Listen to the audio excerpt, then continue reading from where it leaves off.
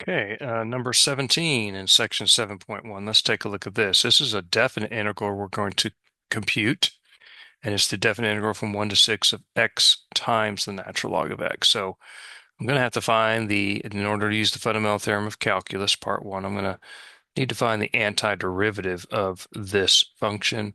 And the way I'm going to do that, of course, is with integration by parts, because this is x times the natural log of x.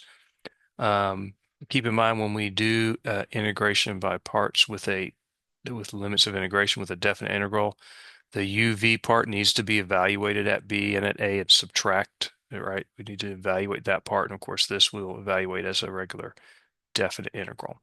So I'm going to choose U, of course, to be the natural log of x. Remember how we choose U? We use the acronym LIATE, and log is our first choice always for U. The derivative of natural log is 1 over x. So I get du is 1 over x dx.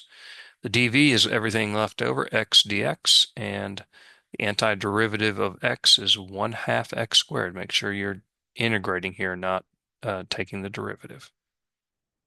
So we have, let's compute the v du part. V du will be 1/2 x squared times 1 over x dx. And notice the x squared divided by x just leaves me 1x. So I have 1/2 x dx.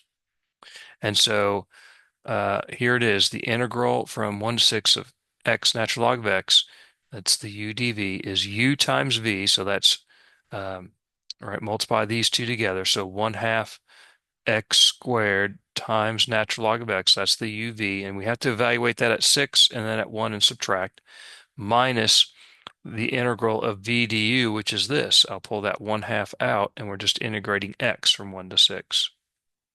Okay. So over here, I just evaluate this at 6. I get 1/2.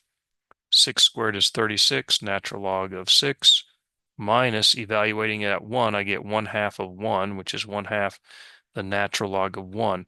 Natural log of 1, however, is 0, so this whole thing will indeed go to 0. And then minus, what's the antiderivative of x? It's 1/2 x squared. And we're going to evaluate that at 6, and then at 1 and subtract.